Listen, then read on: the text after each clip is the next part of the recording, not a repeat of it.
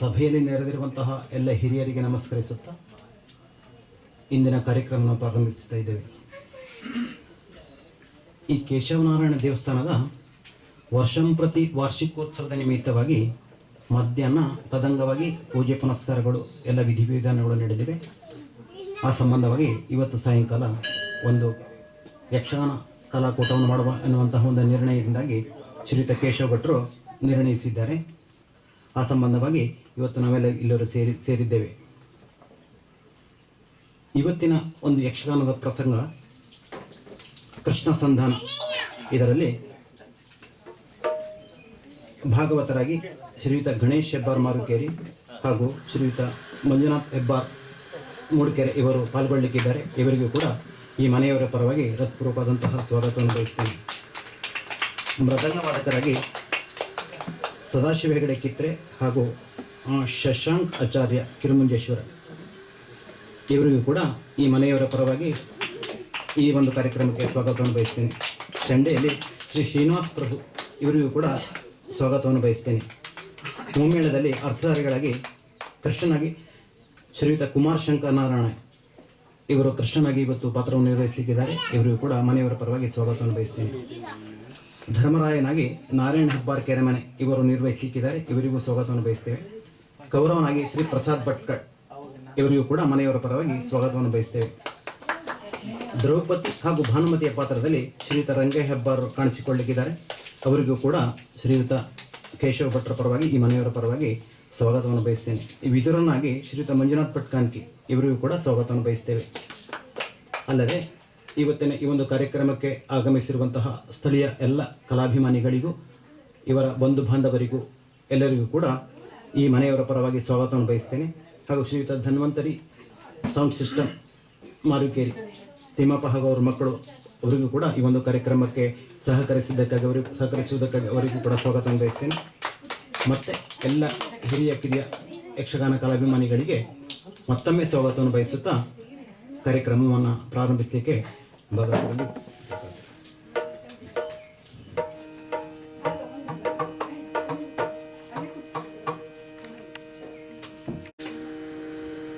ಇಂದಿರೆಗೆ ತಲೆಮಾಗಿ ಪರಮಾನಂದ ಭಗವತಿಯೊಳ ಜನ ಧ್ಯಾನಿಸಿ ವಂದಿಸುವೆ ಶಾರದೆಗೆ ಶಕ್ರಾದ್ಯಮರ ರಂಗರಗಿ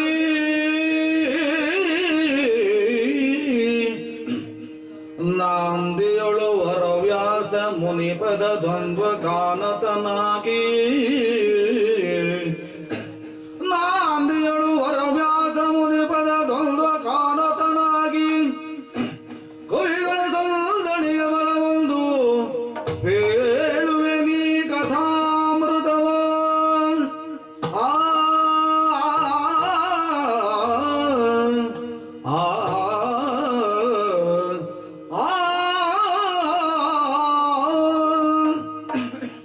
ಕವಿಗಳ ಸಂದಣಿಗೆ ಬಲವೊಂದು ಬೇಳುವೆ ನೀ ಕಥಾಮೃತ.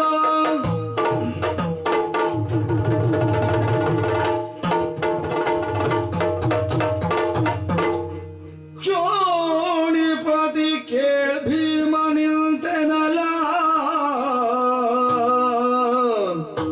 ಕ್ಷೋಣಿಪತಿ ಕೇಳ್ ಭೀಮ ನಿಂತೆನಲ ರಮೇಶ್ವರನಂದ ನಗುತ್ತಲಿ ಆ ರಮೇಶ್ವರನಂದ ನಗುತ್ತಲಿ ಇದೇನು ಪವನಜ ದ್ರುಪದ ಸುತಯರ ಮತವು ಬೇರಾಯ್ತು ಮಾನನಿಧಿ ನಿಜವಾಗಿ ನುಡಿ ಮಾನನಿಧಿ ನಿಜವಾಗಿ ನುಡಿ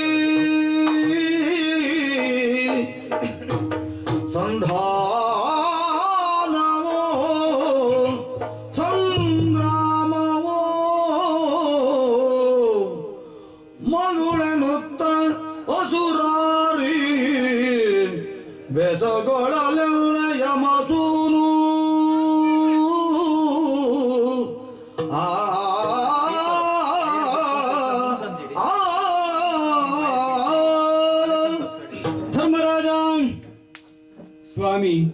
ಪ್ರಪಂಚ ದ್ವಂದ್ವಮಯವಾದದ್ದು.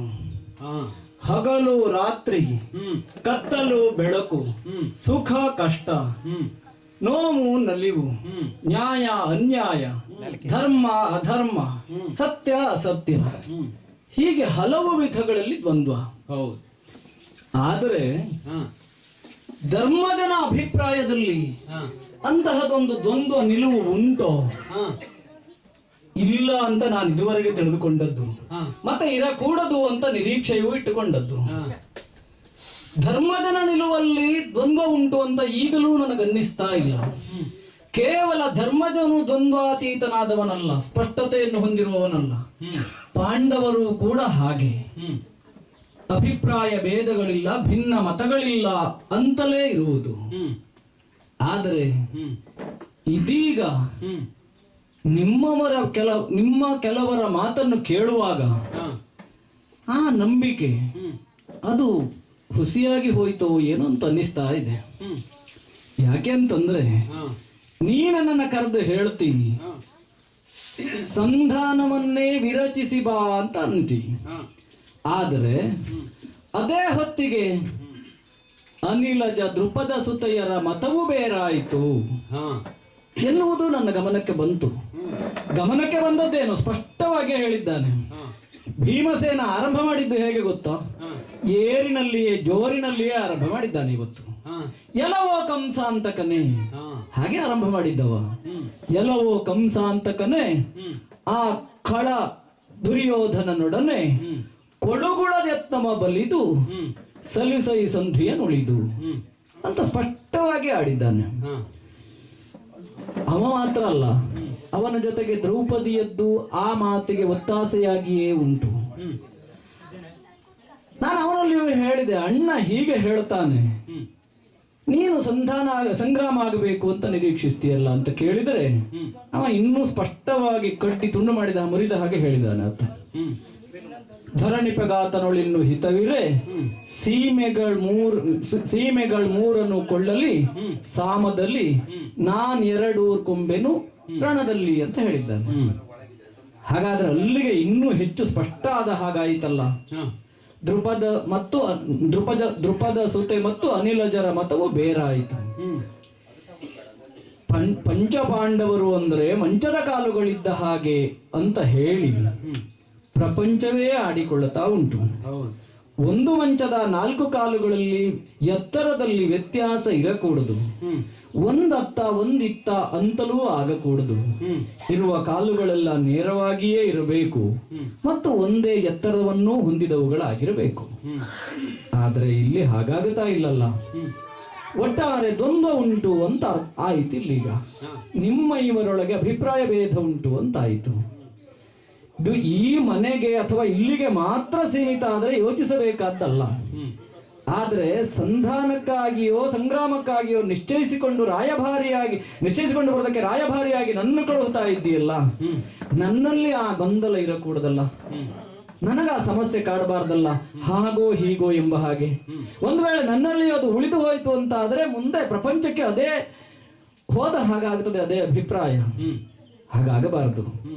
ಮಾನನಿಧಿಯಾದಂತಹ ನೀನೀಗ ಸ್ಪಷ್ಟವಾಗಿ ಹೇಳಬೇಕು, ನಿಜವಾಗಿ ನುಡಿಯಬೇಕು. ಅಂದ್ರೆ ನೀನು ಇಷ್ಟವರೆಗೆ ಆಡಿದ್ದೆಲ್ಲ ಸುಳ್ಳು ಅಂತಲ್ಲ, ಅಭಿಪ್ರಾಯದಲ್ಲಿ ಸ್ಪಷ್ಟತೆ ಇರಬೇಕು ಎನ್ನುವುದು ನನ್ನ ಆ ಮಾತಿನ ತಾತ್ಪರ್ಯ.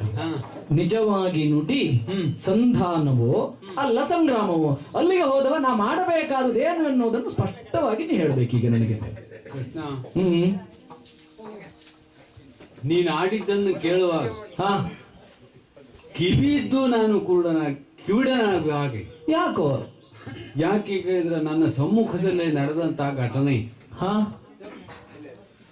ಆರಂಭದಲ್ಲಿ ಇದ್ದಂತಹ ಸ್ವರ ಈಗ ಭೀಮ ದ್ರೌಪದಿಯರದು ಬದಲಾಗ್ತಾ ಇದೆ. ಹೌದು, ಆಗ ಸ್ಪಷ್ಟ ಹೇಳಿದ್ದು, ಅಣ್ಣನವರಿಗೆ ನೀತಿ ಆದರೆ ನಿನ್ನ ಮನಕೊಪ್ಪಿದರೆ ಎಲ್ಲ ನಿನ್ನ ಹೆಗಲಿಗೆ ಭಾರ ಹಾಕಿದ್ದಾನೆ, ಅಲ್ಲ ಒಂದಷ್ಟು ನನಗೂ ಹಾಕಿದ್ದಾನೆ. ಕೃಷ್ಣ, ಬಹಳ ಪ್ರಾಜ್ಞರು ಒಂದು ಮಾತನಾಡ್ತಾರೆ. ಯಾವುದು? ಈ ಉತ್ತಮ ಜಾತಿಯಲ್ಲಿ ಹಿರಿಯನಾಗಿ ಹುಟ್ಟಬಾರ್ದು. ಈ ದೊಂಬರಾಟ ಆಡ್ತಾರೆ ನಾವು, ಅವರಲ್ಲಿ ಕಿರಿಯನಾಗಿ ಹುಟ್ಟಬಾರ್ದು. ಹೌದು. ಯಾಕೆ ಕೇಳಿದ್ರೆ ಒತ್ತಡ ಎನ್ನುವುದು ಅವರ ಮೇಲೆ ಬೀಳ್ತದೆ. ಹೌದು, ಇದು ಸಹಜ ಲೋಕನೀತಿ. ಕೃಷ್ಣ, ಕುಟುಂಬದ ಹಿರಿಯನಾಗಿ ಸಾರ್ವತ್ರಿಕವಾದಂತಹ ಸುಖವನ್ನ ಬಯಸುವುದು ನನ್ನ ಹೊಣೆಯೂ ಹೌದು, ಜವಾಬ್ದಾರಿಯೂ ಹೌದು. ಅದರಂತೆ ಎಲ್ಲರೂ ಸುಖಕರವಾಗಿ ಇರಲಿ ಎಂಬ ಆಶಾಭಾವನೆಯನ್ನು ತಳೆದಂತಹ ನಾನು ನನ್ನವರಿಗೆಲ್ಲರಿಗೂ ಹಿತ ಆಗ್ತದೆ ಅಂಥೇಳಿ ಸಂಧಾನವನ್ನ ಬಯಸಿ ಸಂಜಯನ ದ್ವಾರ ಬಂದಂತಹ ನಮ್ಮವನಾದಂತಹ ಕೌರವನ ಪ್ರತಿಕ್ರಿಯೆಯನ್ನ ಗ್ರಹಿಸಿದಂತಹ ನಾನು ನಿನ್ನಲ್ಲಿ ಒಂದು ಮಾತು ನಾನು ಕೇಳಲಿಲ್ಲ, ಅದು ಕ್ಷಮಿಸ್ಬೇಕು ನೀನು. ಯಾಕಂದ್ರೆ ನಿನ್ನ ಅಭಿಪ್ರಾಯವೇ ಕೇಳಲಿಲ್ಲ ನಾನು. ಕೊಡುಗವಾಗಲಿ ನೀತಿಯಾಗಲಿ ಒಡೆಯ ಲಕ್ಷ್ಮೀ ರಮಣನೈತಃ ಅಂತ ಹೇಳಿ ನಾನು ಹೇಳಿ ಕಳಿಸಿ ಅದರಂತೆ ನಿನ್ನನ್ನ ಕರೆದು ಕೃಷ್ಣ ಈ ಜವಾಬ್ದಾರಿಯನ್ನ ನೀನು ನನಗಾಗಿ ಸಂಧಿಯನ್ನೇ ಮಾಡಿ ಬರಬೇಕು ಅಂತ ನಿನ್ನಲ್ಲಿ ಪ್ರಾರ್ಥಿಸಿದ್ದೆ ನಾನು. ಆದರೆ ಕ್ಷಣ ಮಾತ್ರದಲ್ಲಿ ಈ ರೀತಿಯಾದಂತಹ ವಾತಾವರಣದಲ್ಲಿ ವಿಪ್ಲವ ಉಂಟಾಗ್ತದೆ ಎನ್ನುವಂತಹ ಸಾಮಾನ್ಯ ತಿಳುವಳಿಕೆಯು ನನಗೆ ಆಗಲಿಲ್ಲ. ಗಾಳಿ ಬೆಂಕಿ ಒಟ್ಟಾದ ಹಾಗಾಯ್ತು ಈಗ. ಅದು ಮನೆ ಉರಿಸುವುದಕ್ಕಾದರೆ ಅಡ್ಡಿ ಇಲ್ಲ, ಉಳಿಸುವುದಕ್ಕಾದ್ರೆ ಅಡ್ಡಿ ಇಲ್ಲ, ಉರಿಸುವ ಹಾಗಾಗಬಾರ್ದಲ್ಲ ಕೃಷ್ಣ. ಈ ಹಿರಿಯನಾದವರಿಗೆ ಇದು ಇರುವುದೇ ಈಗ ಮಂಡೂಕ ತೂಕ ಮಾಡಿದ ಹಾಗೆ. ಯಾಕೆ ಕೇಳಿದ್ರೆ ಎಲ್ಲರಿಗೂ ಸಮ ಮಾಡ್ತೇನೆ ಅಂತ ಹೊರಟ್ರೆ ಒಬ್ಬರಿಗೆ ಅಲ್ಲ ಇನ್ನೊಬ್ಬರಿಗೆ ಅಸಮಾಧಾನ ಇರುವುದೇ. ಆದ್ರೆ ಪಾಂಡವ ಪಂಚಕರಲ್ಲಿ ಹಾಗಿರಬಾರ್ದಲ್ಲ. ಈವರೆಗೆ ನಾವು ನಡೆಕೊಂಡು ಬಂದಂತಹ ರೀತಿಯನ್ನು ಗಮನಿಸಿದಾಗ ನಾವು ಎಷ್ಟೋ ಕಷ್ಟ ನಷ್ಟಗಳನ್ನು ಅನುಭವಿಸಿದ್ದೇವೆ. ಎಲ್ಲರೂ ಒಟ್ಟಾಗಿಯೇ ಸುಖವನ್ನು ಪಟ್ಟಿದ್ದೇವೆ, ಕಷ್ಟವನ್ನು ಹೊಂದಿದ್ದೇವೆ. ಹೌದೌದು, ನಿನಗೂ ಗೊತ್ತು. ದೈವಾನುಗ್ರಹದಿಂದ ನಮ್ಮ ವಿರೋಧಿ ಅಂತ ಈಗ ಅನ್ನಿಸಿಕೊಂಡ್ರು ಕೂಡ ನಮ್ಮವನೇ ಆಗಿರ್ತಕ್ಕಂತಹ ಕೌರವನಿಗೆ ಆಡಿದಂತಹ ಮಾತಿನಂತೆ 13 ವತ್ಸರವನ್ನು ಪೂರೈಸಿ ನ್ಯಾಯಬದ್ಧವಾದಂತಹ ರೀತಿಯಲ್ಲಿ ನಾವು ನಿನ್ನ ಅನತಿಯಂತೆ ಆಜ್ಞೆ ಮುಂದಡಿ ಇಟ್ಟಿದ್ದೆ.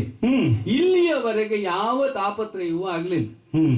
ಈಗ ಉಪಪ್ಲಾವ್ಯದಲ್ಲಿ ಕುಳಿತಂತಹ ನಾನು ನಿನ್ನನ್ನ ಕುರಿತಾಗಿಯೇ ಕೇಳುದು, ಏನು ಇದೆಲ್ಲ ಆಗ್ತದೆಯಲ್ಲ, ಏನಿರಬಹುದಿದು ಕೃಷ್ಣ?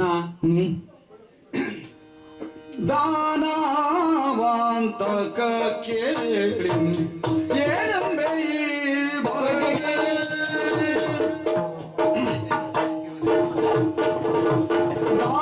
ದಾನವಂತಕ ಕೇಳಿ ಏನಂಬೆ ಬಗೆಗೆ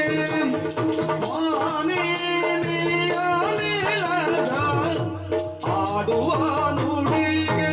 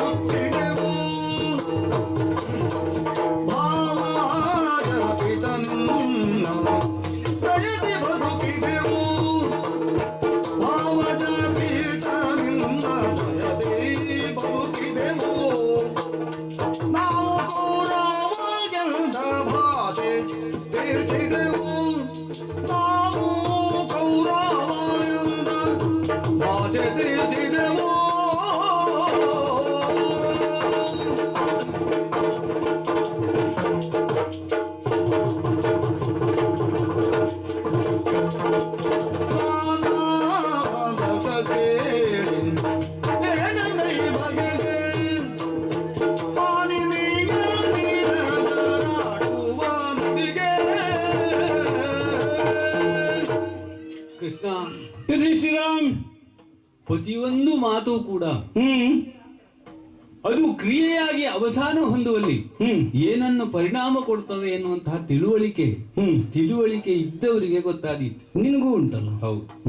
ಅದರಂತೆಯೇ ನಾನು ನನ್ನ ಜೀವನದಲ್ಲಿ ಅದನ್ನ ಒಂದು ರೀತಿಯಲ್ಲಿ ಈವರೆಗೆ ನಡೆಸಿಕೊಂಡು ಬಂದವ ಕೃಷ್ಣ. ಈ ಇಬ್ಬಗೆಯಾದಂತಹ ನೀತಿ ನಮ್ಮ ಪಾಂಡವರಲ್ಲಿಯೂ ಮಳೀತು ಎನ್ನುವುದಾದರೆ ಈ ಹಸ್ತಿನಾವತಿಯ ದೀರ್ಘ ಇತಿಹಾಸವನ್ನು ಕಂಡಂತಹ ಅನುಭವಿಗಳು ಹೇಳುವ ಹಾಗೆ ಈ ರಾಜಕೀಯ ಜೀವನವೇ ಈಗೊಂದು ಅಸ್ತವ್ಯಸ್ತವಾಗಿಯೇ ಪರಿಣಮಿಸ್ತಾ ಉಂಟು. ಯಾಕೆ ಕೇಳಿದರೆ ಇಬ್ಬಗೆಯಾದಂತಹ ನೀತಿ. ಯಾರು ಅರ್ಹತೆಯನ್ನು ಹೊಂದಿದ್ದಾರೋ, ಯಾರು ಸಮರ್ಥವಾಗಿ ಪ್ರಜಾಪಾಲನೆಯನ್ನ ನಿರ್ವಹಿಸಲಿಕ್ಕೆ ಶಕ್ತರೋ ಅಂಥವರೆಲ್ಲ ಅಧಿಕಾರದಿಂದ ಹಿಂದೆ ಸರಿತಾ ಇದ್ದಾರೆ. ನಮಗೆ ಬೇಡ ಅಂತ. ಯಾರು ಬಾಹಿರರೋ, ಯಾವರು ಅಸತ್ಯವಂತರೋ ಅಂಥವರೆಲ್ಲ ತಾವು ಮುಂದೆ ಬಂದು ತಾವೇ ಅಧಿಕಾರಿಗಳು ಅಂತ ಹೊರಡ್ತಾ ಇದ್ದಾರೆ, ಮುನ್ನೆಲೆಯಲ್ಲಿ ಕಾಣಿಸಿಕೊಳ್ತಾ ಇದ್ದಾರೆ. ಇದು ಕಾಲಮಹಿಮೆ ಅಂತ ಹೇಳಬಹುದು. ಅಥವಾ ಇದನ್ನ ತಿದ್ದುವಲ್ಲಿ ಹಿರಿಯರ ಅಸಮರ್ಥತೆ ಅಂತ ನಾವು ಗ್ರಹಿಸಬಹುದು. ಒಂದು ನನಗೆ ಅರ್ಥ ಆಗುವುದಿಲ್ಲ. ಹುಟ್ಟಿನಿಂದಲೇ ಉತ್ತಮವಾದಂತಹ ಕುಲದಲ್ಲಿ ಹುಟ್ಟಿರ್ತಕ್ಕಂತಹ ನಮಗೆ ಸಂಸ್ಕಾರಾದಿಗಳು ಜನ್ಯವಾಗಿಯೇ ಬಂದಿದೆ. ಯಾವುದು ನ್ಯಾಯ, ಯಾವುದು ನೀತಿ ಎಂಬಲ್ಲಿ ನಮಗೆ ಸರಿಯಾದಂತಹ ರೀತಿಯ ತಿಳುವಳಿಕೆ ಇದ್ದದ್ರಿಂದ ಇಲ್ಲಿಯವರೆಗೆ ನಾವು ಈ ರೀತಿಯಾದಂತಹ ಪ್ರಾಮಾಣಿಕತೆಯನ್ನು ಹೊಂದಿದವರಾಗಿ ಬದುಕನ್ನು ಸಾಗಿಸ್ತಾ ಇದ್ದೇವೆ. ಕೃಷ್ಣ ಜೂಜಾಟದಿಂದ ಸರ್ವಸ್ವವನ್ನು ಕಳೆದುಕೊಂಡಂತಹ ನಾವು ಆಡಿದಂತಹ ಮಾತಿನಂತೆ ಆ ಹಿರಿಯರ ಮುಂಗಡೆಯಲ್ಲಿ ಏನನ್ನು ಆಡಿದೆವು ಅದೇ ರೀತಿಯಲ್ಲಿ 13 ವತ್ಸರಗಳ ಪರ್ಯಂತ ನಿನ್ನ ಅನುಗ್ರಹದಿಂದ ಸಂಪೂರ್ಣವಾಗಿ ನಾವು ಉತ್ತರಿಸಿದ್ದೇವೆ. ಹಾಗಾಗಿ ಮುಂದಿನ್ನೇನು ಎಂಬಲ್ಲಿ ಈ ಜಿಜ್ಞಾಸೆ ಬಂದದ್ದು. ಕೇವಲ ಅಧಿಕಾರವೇ ನಮಗೆ ಬೇಕೋ? ಅದು ಬಯಸುವುದಲ್ಲ. ನಾವು ಬಯಸಲು ಇಲ್ಲ.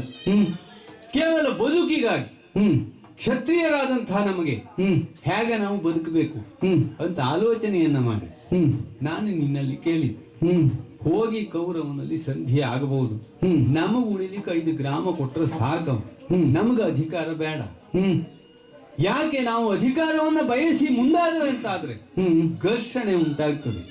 ತತ್ಪರಿಣಾಮವಾಗಿ ಪ್ರಾಣಹಾನಿಯೋ ಧನಹಾನಿಯೋ ಇನ್ನೇನೋ ಲೋಕಕ್ಕೆ ಕ್ಷೇಮಕರವಲ್ಲದೆ ಇದ್ದಂತಹ ವಾತಾವರಣ ನಮ್ಮಿಂದ ಸೃಷ್ಟಿಸಲ್ಪಡ್ತದೆ. ಕ್ಷೇಮ ಉಂಟಾಗುವುದಿಲ್ಲ, ಬದಲಿಗೆ ಕ್ಷೋಭೆ ಉಂಟಾಗುತ್ತದೆ. ಹೌದು, ಕ್ರಾಂತಿಯೇ ಆಗ್ತದೆ. ಹಾಗಾಗಿ ಅದು ಬೇಡ ಅಂತ ಆಲೋಚನೆಯನ್ನ ಮಾಡಿದಂತಹ ನಾನು ನಿನ್ನಲ್ಲಿ ಪ್ರಾರ್ಥನೆಯನ್ನು ಮುಂದಿಟ್ಟது. ಆದರೆ ಮಾನ್ಯ ನಿಲಜರ ಅಭಿಪ್ರಾಯ ಈಗ ನೋಡಿದರೆ ಇಲ್ಲಿಯವರೆಗೆ ನನ್ನ ಮಾತನ್ನ ಚಾಚು ತಪ್ಪದೆ ಒಂದು ಗೆರೆಯನ್ನು ಆಚೆ ಇಡದೆ ಚಕಾರವೆತ್ತದೆ ಪಾಲಿಸ್ತಾ ಬಂದಂತವರಿಗೆ ಈ ನನ್ನ ಬಗ್ಗೆ ಈ ರೀತಿಯಾದಂತಹ ಸಂದೇಹ ಉಂಟಾಯ್ತೋ, ಅಥವಾ ನನ್ನ ಬಗ್ಗೆ ಅಥವಾ ನನ್ನ ಅಭಿಪ್ರಾಯದ ಬಗ್ಗೆ ಈವರೆಗೆ ಅವರಿಗೆ ಏನು ಹೇಳಲಿಕ್ಕೆ ಅಸಾಧ್ಯವಾಯ್ತೋ? ಯಾಕೆ ಕೇಳಿದ್ರೆ ನಿನ್ನ ಸಮ್ಮುಖದಲ್ಲಿ ಅವರು ಈ ರೀತಿಯಾದಂತಹ ಧ್ವನಿಯನ್ನು ಬಿತ್ತರಿಸ್ತಾರೆ ಎನ್ನುವಾಗ ಭೀಮನ ಧ್ವನಿ ಇಷ್ಟು ಏರುವುದು ಬಹಳ ಅಪರೂಪ. ಹೌದು, ಇವತ್ತು ಹೇಳಿದ್ರಲ್ಲಿ ಅಷ್ಟು ಸ್ಪಷ್ಟತೆ ಉಂಟು. ಈಗ ಹೇಳಿದ್ರೆ ಹಿಂದೂ ಏರಿತ್ತು, ಏರಿದ್ರು ಆ ಕ್ಷಣದಲ್ಲಿ ಏರಿದಿತ್ತು. ಒಂದು ಸಭಾಪರ್ವದಲ್ಲಿಯೂ ಕೂಡ ಅವ ಒಮ್ಮೆ ಗುಡುಗಿದ್ದ. ಹೌದು, ಆ ಕ್ಷಣದಲ್ಲಿಯೇ ಶಾಂತನಾದ. ಆದರೆ ಈಗ ಆತನ ಅಭಿಪ್ರಾಯವನ್ನು ಅಲ್ಲಗಳೆಯುವ ಹಾಗಿಲ್ಲ. ಈಗ ಮೊದಲು ಶಾಂತನಾದವ ಈಗ ಗುಡುಗಿದ್ದಾನೆ. ಹೌದು, ಮೊದಲು ಶಾಂತನೇ ಆಗಿದ್ದ. ಹೌದು. ಈಗ ಈ ವ್ಯತ್ಯಯವನ್ನ ಕಾಣುವಾಗ ನನಗೊಂದು ರೀತಿಯಲ್ಲಿ ಸಂದೇಹ ಬರ್ತದೆ, ಅನ್ನಿಸ್ತದೆ ಅವ ಈ ಅಭಿಪ್ರಾಯವನ್ನು ಇನ್ನು ಬದಲಾಯಿಸಲಿಕ್ಕಿಲ್ಲ ಅಂತ. ಅಲ್ಲ, ಈ ಬದಲಾವಣೆ ಈಗ ಕ್ಷಣಿಕವಾದಂತಹ ಅಭಿಪ್ರಾಯವನ್ನು ಹೊಂದುವವರೆಲ್ಲ ಇದು ನಿಶ್ಚಯ ಅಂತ ಹೇಳಿಕ್ ಹೇಳಿದ್ದಾನ. ಈ ಕ್ಷಣದಲ್ಲಿ ಹೀಗೆ ಹೇಳಿದವ, ಇನ್ನೊಂದು ಕ್ಷಣದಲ್ಲಿ ಇನ್ನೊಂದು ಹೇಳ್ತಾನೆ ಎನ್ನುವಾಗ ಈಗ ನಾವು ಅದನ್ನ ನಿರ್ಣಯ ತಗೊಳ್ಳುವುದು ಹೇಗೆ? ಅಲ್ಲ, ಈಗ ನನ್ನ ಮಟ್ಟಿಗೆ ಆತ ಅಂತಿಮ ನಿರ್ಣಯವನ್ನೇ ಹೇಳಿಬಿಟ್ಟಿದ್ದಾನೆ ನನ್ನ ಬಳಿಯಲ್ಲಿ. ಭವರವೇ ಬೇಕು ಅಂತ ಆಡ್ತಾ ಇದ್ದಾನೆ ಈಗ. ಕೃಷ್ಣ, ಇದ್ರ ಬಗ್ಗೆ ನಾನು ಏನು ಹೇಳಿ ನಿನ್ನಲ್ಲಿ? ಯಾಕೆ ನಾವು ಏನೆಲ್ಲ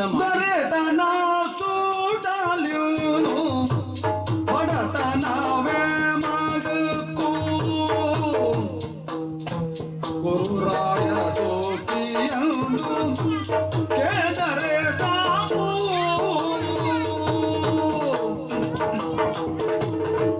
ಪರಸಂದಿದೆ ಸಾಗಿ ಗುರುವರನ ಮನದಿ ವಿರಚಿಸೋಣ ಚುನಾದಿ ಎಂಬತರದಿ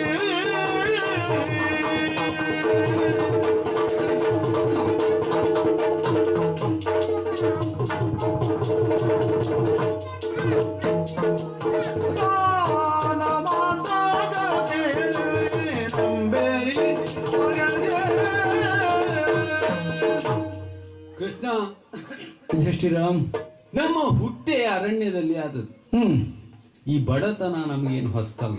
ಹ್ಮ್ ಕೆಲವೊಮ್ಮೆ ಹ್ಮ್ ಚಿನ್ನದ ತಟ್ಟೆಯಲ್ಲಿ ಊಟ ಮಾಡಿದವನಿಗೆ ಹ್ಮ್ ಬಡತನ ಬಂತು ಅಂತಾದ್ರೆ ಕಷ್ಟ ಆದೀತು, ಬಹಳ ಸಂಕಟ ಅನುಭವಿಸಬೇಕಾಗ್ತದೆ. ಹಾ ನಮಗೆ ಹಾಗಲ್ಲ. ಹ್ಮ್ ಆಮೇಲೆ ನಾವು ಅನುಕೂಲರಾದರೂ ಕೂಡ ನಮಗೆ ಬಡತನ ಹುಟ್ಟಿನಿಂದಲೇ ಬಂದದ್ದು, ಆ ಅನುಭವ ನಮಗೆ ವೇದ್ಯವಾದದ್ದು. ಆಗ ಅದು ಕಷ್ಟ ಅಂತ ಅನಿಸೋದಿಲ್ಲ, ಸಂಕಟವೂ ಆಗುವುದಿಲ್ಲ. ಆ ಶತಶೃಂಗ ಪರ್ವತದಲ್ಲಿ ಜನ್ಮವೆತ್ತಿದಂತಹ ನಮಗೆ ಋಷಿಮುನಿಗಳ ಒಡನಾಟ, ಅಲ್ಲಿ ಕಷ್ಟ ಕಾರ್ಪಣ್ಯ, ಇದನ್ನೆಲ್ಲ ಅನುಭವಿಸಿರ್ತಕ್ಕಂತಹ ನಮಗೆ ಈಗ ಅಧಿಕಾರ ಲಾಲಸೆ ನಮಗಿಲ್ಲ. ಆದ್ರೆ ಕುಲೋನ್ನತಿನ ಹೊಂದಿರತಕ್ಕಂತಹ ನಮಗೆ ಕ್ಷತ್ರಿಯರಾಗಿ ಹೇಗೆ ಬದುಕಬೇಕು, ಇನ್ನು ಕಾಡಾಡಿಗಳಾಗಬೇಕೇ ಎಂಬಲ್ಲಿ ನಮಗೆ ಜಿಜ್ಞಾಸೆ ಉಂಟಾದ. ಹಾಗಾಗಿ 13 ವತ್ಸರಗಳ ಪರ್ಯಂತ ಅರಣ್ಯವಾಸಿಗಳಾದಂತಹ ನಮಗೆ ಈ ಬಡತನ ಏನು ಹೊಸ್ತಲ್ಲ. ನಿನ್ನ ಅನುಗ್ರಹದಿಂದ ಯಾವ ಕೊರತೆಯೂ ನಮಗೆ ಆಗ್ಲಿಲ್ಲ. ಕ್ಷತ್ರಿಯೋಚಿತವಾಗಿ ನಾವು ವ್ಯವಹಾರವನ್ನ ನಡೆಸಿದ್ದೇವೆ. ಲೋಕಮುಖಕ್ಕೆ ಪಾಂಡವರೆಂಥವ್ರು ಎನ್ನುವುದನ್ನು ತೋರಿಸಿಕೊಟ್ಟ ಆಗಿದೆ. ಆ ಬಗ್ಗೆ ನನಗೆ ಸಮಾಧಾನ ಉಂಟು, ನೆಮ್ಮದಿ ಉಂಟು. ಆದ್ರೆ ಈಗ ಈ ಮಾನಿನಿ ಅನಿಲಜರ ಅಭಿಪ್ರಾಯದಿಂದ ನೀನು ಹೇಳ್ತಾ ಇದ್ದಿ ಸಂಧಿಗೆ ಒಪ್ಪುವುದಿಲ್ಲ, ಭವರವೇ ಬೇಕು ಅಂತ ಅವರು ಬಯಸ್ತಾರೆ, ನೀನು ಸಂಧಿಯನ್ನ ಬಯಸ್ತಾ ಇದ್ದಿ ಅಂತ ಹೇಳ್ತಾ ಇದ್ದೀನಿ. ಕೃಷ್ಣ, ಸಂದಿಗ್ಧ ನನಗಾಗಬಾರ್ದಲ್ಲ. ಹೌದು, ನೀನು ಸಂಧಾನಕ್ಕಾಗಿ ಹೊರಟವ, ನಿಶ್ಚಿತವಾದಂತಹ ಅಭಿಪ್ರಾಯವನ್ನ ನಮ್ಮ ಅಭಿಪ್ರಾಯದಲ್ಲಿ ಉಂಟು ಅಂತಾದ್ರೆ ನೀನೆ ಅಲ್ಲಿ ವಿಚಾರ ವಿಮರ್ಶೆಯನ್ನ ಮಾಡುವಲ್ಲಿ ಯಾವ ತೊಡಕು ಆಗ್ಲಿಕ್ಕಿಲ್ಲ. ದುರ್ಯೋಧನನ ಮುಂಗಡೆಯಲ್ಲಿ ಧರ್ಮಾರ್ಥಯುಕ್ತವಾದಂತಹ ಮಾತುಗಳನ್ನ ಆಡುವಾಗ ನೀನೊಂದು ನಿಲುವಿಗೆ ಬಂದೆ ಅಂತಾದ್ರೆ ನಮ್ಮ ಅಭಿಪ್ರಾಯ ಸ್ಪಷ್ಟತೆ ಇದ್ರೆ ನಿನಗದು ಆಗ್ತದೆ. ನನ್ನ ಸ್ವಾತಂತ್ರ್ಯಕ್ಕಿಂತ ನಿಮ್ಮ ಅಭಿಪ್ರಾಯ ಏನು ಅನ್ನೋದು ನನಗೆ ಸ್ಪಷ್ಟ ಆದ್ರೆ ಅದನ್ನ ಹಾಗೆ ಅಲ್ಲಿ ಚಿತ್ರಿಸುವುದಕ್ಕೆ ಸಾಧ್ಯ ಆಗ್ತದೆ. ಕೃಷ್ಣ, ನಾನು ಹೇಳುವುದಿಷ್ಟೇ. ಏನು? ಧರ್ಮರಾಯನೋ ಭೀಮನೋ ದ್ರೌಪದಿಯೋ ಯುದ್ಧವನ್ನ ಬಯಸ್ತಾರೆ ಎಂದ ಮಾತ್ರಕ್ಕೆ ಅಷ್ಟು ಸುಲಭದಲ್ಲಿ ಮಾಡುವಂತಹದ್ದಲ್ಲ. ಯಾಕೆ ಪರದೇಶಿಗಳಾದಂತಹ ನಾವು ಈಗ ನಮ್ಮಲ್ಲಿ ಯಾರಿದ್ದಾರೆ? ಕಾಡಾಡಿಗಳಾದಂತಹ ನಮಗೆ ಯಾರ ಬೆಂಬಲ ಉಂಟು? 13 ವತ್ಸರಗಳ ಪರ್ಯಂತ ಅಧಿಕಾರಶಾಹಿಯಾಗಿ ಇದ್ದಂತಹ ಕೌರವನಿಗೆ ಎಲ್ಲರೂ ಕೂಡ ಆಮಿಷದಿಂದ ಅಥವಾ ಕ್ರಯವನ್ನ ಮಾಡಿ ಸಂಗ್ರಹವನ್ನ ಮಾಡಿರಬಹುದು. ಧನಬಲ ಉಂಟು, ಅಧಿಕಾರ ಬಲ ಉಂಟು, ಆದ್ರಿಂದ ಜನಬಲವೂ ಉಂಟು. ಅವರ ಮುಂಗಡೆಯಲ್ಲಿ ಈ ಪರದೇಶಿಗಳಾದಂತಹ ನಾವು ಹೇಳಿ ಕೇಳಿ ನಮಗೆ ನಿತ್ತ ನೆಲೆ ಇಲ್ಲ. ಹೌದಾ? ಇದ್ದ ದೇಶದಲ್ಲಿ ನೀವಿರುವುದಕ್ಕೆ ಅವಕಾಶ ಇಲ್ಲ, ಆಸ್ಪದ ಆಗಲಿಲ್ಲ ಅನ್ನುವುದು ಬಿಟ್ರೆ ನೀವು ಪರದೇಶಿಗಳೇ ಅಂತ ಏನು ಶಾಶ್ವತವಾಗಿ ಉಳಿಯುವುದಲ್ಲ. ನಾವಿದ್ದದ್ದು ಈಗ ವಿರಾಟನ ಉಪಪ್ಲವ ಇದೆ. ಹೌದು, ಅವರಿಂದ ಬಳುವಳಿಯಾಗಿ ಬಂದದ್ದು. ಬಳುವಳಿ ಇಂತಲೂ ಸಂಬಂಧದ ನಾವೆಯಿಂದ ಇಲ್ಲಿ ಇದ್ದೇವೆ ನಾವು ಅಂತ ಹೇಳಲಿಕ್ಕೆ ಈಗ ನಾನು ಓಲಗವನ್ನು ಕೊಡ್ತೇನೆ. ಹೌದು, ಹಾಗಂತ ಯುದ್ಧಕ್ಕೆ ಬೇಕಾದ್ದು ನಿಮ್ಮಲ್ಲಿ ಏನೂ ಇಲ್ಲ ಅಂತ ಹೇಳಲಿಕ್ಕೂ ಸಾಧ್ಯ. ಆದ್ರೆ ಇದು ಸಾಕಾದೀತೋ? ಅರ್ಜುನ ಒಂದಷ್ಟು ಸಂಗ್ರಹ ಮಾಡಿದ್ದಾನೆ. ಭೀಮನು ಮಾಡಿದ್ದಾನೆ. ಹೌದೌದು, ಯಮಳರು ಮಾಡಿದ್ದಾರೆ. ಜೊತೆಯಲ್ಲಿ 7 ಅಕ್ಷೋಹಿಣಿ ಸಂಗ್ರಹವೂ ಆಗಿದೆ. ಹಿರಿಯರ ಆಶೀರ್ವಾದವೂ ಉಂಟು. ಇಷ್ಟೇ ಸಾಕ? ಸಾಕಾಗುವುದಿಲ್ಲ ಅಂತೀಯ? ಯುದ್ಧಸ್ಯ ವಾರ್ತಾರಮ್ಯ ಅಂತ ಒಂದು ಮಾತು. ಕೇಳುವುದಕ್ಕೆ ಮಾತ್ರ ಚಂದ, ಮಾಡಲಿಕ್ಕೆ ಅದನ್ನ ಇಳಿದರೆ ಕಷ್ಟ ಆದೀತು. ಆ ಸಾಮರ್ಥ್ಯ ನಮಗುಂಟು. ಆದ್ರಿಂದ ಅದರ ಬಗ್ಗೆ ಸಾಕಷ್ಟು ವಿಚಾರವನ್ನು ಮಾಡಿದಂತಹ ನನಗೆ ನನ್ನ ಅಂತರ್ಯದಲ್ಲಿ ಹೊಡುವುದಿಷ್ಟು, ಪರದೇಶಿಗಳಿಗೆ ಯಾಕೆ ಬವರ? ಕುರುರಾಯ ಸುಖಿ ಎಂದು ಕೇಳಿದರೆ ಸಾಕು. ನಮ್ಮಿಂದ, ಪಾಂಡವರಿಂದ, ಲೋಕದ ಜನರಿಗೆ ಹಿತವನ್ನೇ ಬಯಸುವವನ ನಮ್ಮಿಂದ ಯುದ್ಧ ಏರ್ಪಟ್ಟು ಜನಹಾನಿಯೋ ಅಥವಾ ಏನಾದರೂ ಸಂಪತ್ ಹಾನಿಯೋ, ಹೌದು, ಧನಹಾನಿಯೋ ಜನಹಾನಿಯೋ ಎಲ್ಲ ಆ ನಷ್ಟಕ್ಕೆ ನಾವೊಬ್ರು ಹೊಣೆಗಾರರಾಗ್ಲಿಕ್ಕೆ ನನ್ನ ಮನಸ್ಸು ಒಪ್ಪುವುದಿಲ್ಲ ಕೃಷ್ಣ. ಹಾಗಾಗಿ ನನಗೆ ವರಸಂಧಿ ಲೇಸೆಂದು ತೋರ್ಪುವುದೇ ನಿಯಮನ. ಇದು ಅಂತಿಮ. ಹೌದು, ಅಲ್ಲ ಇನ್ಯಾರನ್ನಾದ್ರೂ ಕೇಳಿಕೊಂಡ ಸಂಧಿಯೇ ನನಗೆ ಇದೇ ಪರಮಶ್ರೇಷ್ಠ ಅಂತ ನನಗುಂಟು. ಕೃಷ್ಣ, ಈಗ ಅರ್ಜುನ ಏನೋ ಹೇಳ್ತಾ ಇದ್ದಾನೆ. ಹೌದು, ನಿನ್ನ ಮಾತಿಗೆ ಪೂರಕ ಅನ್ನುವ ಹಾಗೆ ಆತ ಅಭಿಪ್ರಾಯ ವ್ಯಕ್ತಪಡಿಸಲಿಲ್ಲ. ಪಲುಗುಣನ್ನು ಸುರಿದ ನಳಲು ತವಿಪಿ ನದಿ ತೊಳಲಿದದು ಗುಡವನು ಕಳೆವೆನು ರಿಪುಗಳೊಳು ಬವರದೊಳಲ್ಲದೆ ಬದುಕುವುದುಂಟೆ ಹರಿ ಅಂತ ಕೇಳ್ತಾ ಇದ್ದಾನೆ ಕೃಷ್ಣ. ಈಗ ನೀನೇ ಹೇಳಿದಾಗೆ ಇಬ್ಬರಲ್ಲ, ಆ ಪಕ್ಷಕ್ಕೆ ಇನ್ನೊಬ್ಬ ಸೇರಿದ್ದಾನೆ.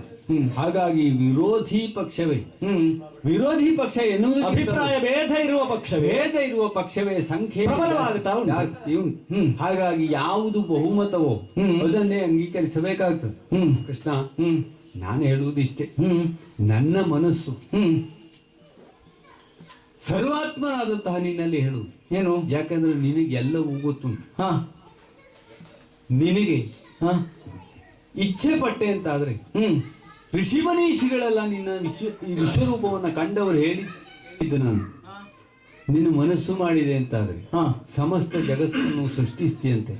ಹಸಿವಾಯಿತು ಅಂದ್ರೆ ಅದನ್ನ ನುಂಗಿ ನೊಣೆಯುತ್ತೀಯಂತೆ. ಆ ಪರಾತ್ಪರ ವಸ್ತು ಅಂತ ನಿನ್ನನ್ನು ಹೇಳ್ತಾರೆ. ನಾನು ನಿನ್ನನ್ನು ಭಾವನಾಗಿಯೇ ಕಂಡದ್ದೀಗ ನಿನ್ನಲ್ಲಿ ಹೇಳುವುದು, ಲೌಕಿಕವಾಗಿ ಮಾತಾಡುದು. ಕೃಷ್ಣ, ವರಸಂಧಿ ಲೇಸೆಂದು ತೋರ್ಪುದೆನ್ನಯ ಕಲಿಕಿರೀಟಿ ಹೀಗೆ ಹೇಳ್ತಾನಲ್ಲ, ಅವ ಹೇಳ್ತಾ ಇದ್ದಾನೆ. ಕಿರೀಟಿಯ ನುಡಿಗೆ ಧರ್ಮ ಜನಲೆದು ಕೃಷ್ಣೊಳಲೆಂದ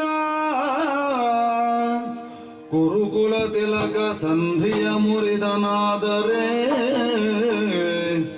ಕಳೆದು ಮಾತುಗಳ ಕಲಹವನು ನಿಶ್ಚಯಿಸಿ ಬಾ.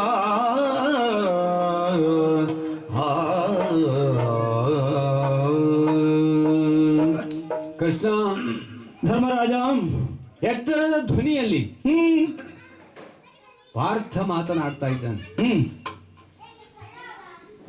ಕಷ್ಟಪಟ್ಟದನ್ನೆಲ್ಲ ಆಡ್ತಾ ಇದ್ದಾನೆ, ಹೇಳ್ತಾ ಇದ್ದಾನೆ. ಎಲ್ಲರೂ ಕಷ್ಟಪಟ್ಟಿದ್ದಾರೆ, ಆದ್ರೆ ಅವ ಹೇಳ್ತಾ ಇದ್ದಾನೆ ಉಲ್ಲೇಖಿಸಿ ಖೇದ ಉಂಟು. ಆದರೆ ಇದಕ್ಕೊಂದು ಅಂತಿಮವಾದಂತಹ ಒಂದು ರೂಪರೇಷೆ ಈಗ ಹೊರಹೊಮ್ಮುತ್ತಾ ಉಂಟು. ಕಷ್ಟಪಟ್ಟಿದ್ದನ್ನ ಪ್ರತಿಯಾಗಿ ತೀರಿಸ್ತೇವೆ ಅನ್ನುವಂತಹ ನಮ್ಮವರೆಲ್ಲ ಅದಕ್ಕೆ ತಯಾರಿ ಇದ್ದ ಕಾಣ್ತದೆ ನನಗೆ. ಕೃಷ್ಣ, ಒಂದು ದೃಷ್ಟಿಯಲ್ಲಿ ನೀನೇ ಹೇಳಿದ ಹಾಗೆ ನಾನೊಬ್ಬನೇ ಪ್ರತ್ಯೇಕವಾಗಿ ಉಳಿಬೇಕಾದೀತು, ಕಷ್ಟ ಆದೀತದು. ಹೌದು, ಮತ್ತೆ ಆಗ ಕೂಡದು. ಹಾಗಾಗಿ ಈ ಎರಡನ್ನು ಒಂದು ಮಾಡುವ ಕೆಲಸ ನೀನು ಮಾಡಬೇಕು. ಯಾಕೆ? ನನ್ನ ಅಂತರ್ಯದಲ್ಲಿ ಸಂಧಿಯೇ ಲೇಸು ಅಂತ ತೇರ್ತಾ ಉಂಟು. ನಿನ್ನ ವೈಯಕ್ತಿಕ ಅಭಿಪ್ರಾಯ ಎಷ್ಟೇ ಅಲ್ಲ, ಸಮಷ್ಟಿಯಾಗಿ ಏನು? ಸಮಷ್ಟಿಯಾಗಿ ಅವರೆಲ್ಲ ನನ್ನನ್ನು ಹೊರತುಪಡಿಸಿ ಅವರೆಲ್ಲ ಸಂಧಿಯನ್ನು ಮುರಿದ ಅಂತಾದ್ರೆ ಸಂಗ್ರಾಮವನ್ನೇ ಗಂಟಿಕ್ಕಿ ಬಾ ಅಂತ ನಿನ್ನಲ್ಲಿ ಹೇಳು ಅಂತ ಹೇಳ್ತಾ ಇದ್ದಾರೆ. ಹೌದೌದು. ಹಾಗಾಗಿ ನಾನು ಏನು ಮಾಡ್ಬೇಕೀಗ? ಈಗ ಆ ಎರಡಾದದ್ದನ್ನ ನಾನು ಒಂದು ಮಾಡಿ ನೀನು ಕೈ ಮುಗುದು ಅಭಿಪ್ರಾಯ ಒಂದೇ ಆಗಬೇಕು. ಯಾವುದದು? ವರ ಸಂಧಿ ಲೇಸೆಂದು ತೋರ್ಪುದೆನ್ನ ಯಮರ್ತಿ. ನಿನ್ನ ಮನಸ್ಸಿಗೆ ಹಾಗೆ ಒಂದು ಒಮ್ಮೆ ಗುರುರಾಯ ಸಂಧಿಯನ್ನು ಮುರಿದ ಅಂತಾದ್ರೆ ಆಗ ಏನು? ಕಳೆದು ಮಾತುಗಳು ಅಪವಾದ ಬರ್ಲಿಕ್ಕಿಲ್ಲ ನಿಮಗೆ. ಇಲ್ಲ, ಧರ್ಮಾರ್ಥಯುಕ್ತವಾದಂತಹ ಮಾತುಗಳನ್ನು ವಾಗ್ಮಿಯಾದಂತಹ ನೀನು ಆ ಕೌರವರ ಸಭೆಯಲ್ಲಿ ಮಹಾಮನೀಷಿಗಳೆಲ್ಲ ಇರ್ತಾರೆ, ಬುದ್ಧಿಜೀವಿಗಳು ಇರ್ತಾರೆ, ಅವರಲ್ಲಿ ಧರ್ಮಾರ್ಥಯುಕ್ತವಾದಂತಹ ರೀತಿಯಲ್ಲಿ ನೀನು ಮಾತುಗಳನ್ನು ಆಡಿ ಯಾವುದು ನ್ಯಾಯ ಯಾವುದು ಅನ್ಯಾಯ ಎಂಬುದನ್ನ ನೀನು ಅಲ್ಲಿ ಸ್ಪಷ್ಟಪಡಿಸಬೇಕು. ಒಂದೊಮ್ಮೆ ಅದನ್ನು ತಿರಸ್ಕರಿಸಿದ ಅಂತಾದ್ರೆ ಧುರವನ್ನ ಗಂಟಿಕ್ಕಿ ಬಾ ಅಂತ ನಾನು ಹೇಳ್ತಾ ಇದ್ದೆ. ಕೊನೆಗೆ ಕಲಹವನ್ನು ನಿಶ್ಚಯಿಸಿ ಬಾ. ಮೊದಲ ಪ್ರಾಶಸ್ತ್ಯ ಸಂಧಿ ಅದಾಗಲಿಲ್ಲ ಅಂತ ಆಗ್ಲಿಲ್ಲ. ಸರ್ವ ಪ್ರಯತ್ನಗಳನ್ನು ಸಂಧಿಯನ್ನು ರಚಿಸುವುದಕ್ಕಾಗಿ ಏನಾಗಬೇಕು? ಹೌದು, ಆಗುವುದಿಲ್ಲ ಅಂದ ಕಾಲಕ್ಕೆ ಅನಿವಾರ್ಯವಾಗಿ ಕಲಹ. ಆಗ ಸಂಧಿಯನ್ನು ನೀ ಮುಂದಿಟ್ಟರೂ ಕೂಡ ಅದನ್ನು ಅವ ತಿರಸ್ಕರಿಸಿದ, ಕಲಹವನ್ನು ಅವ ನಿಶ್ಚಯಿಸಿದ್ದು ಅಂತ ಆಗುತ್ತದೆ. ಹಾಗೆ ಆಗಬೇಕು ಅಂತ ನಾನು ಬಯಸು. ಸರಿ, ಆ ಹೊತ್ತಿಗೆ ನಾನು ನಿನಗೆ ಭರವಸೆಯನ್ನು ಕೊಡಬಲ್ಲೆ.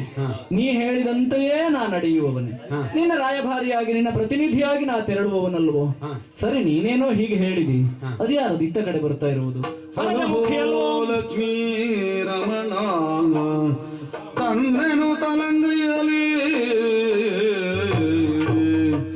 ಚರಣಾದೇ ತರಳೆ ಚರಣಾದಿ ಹೊರಳುವ ಬಿಡಿದೇತಿ ಚರಣಾದಿ ಹೊರಳುವ ತರಳೆಯ ಬಿಡಿದೇತಿ ಕರುಣಾಳು ನುಡಿದ ದ್ರೌಪದಿಗೆ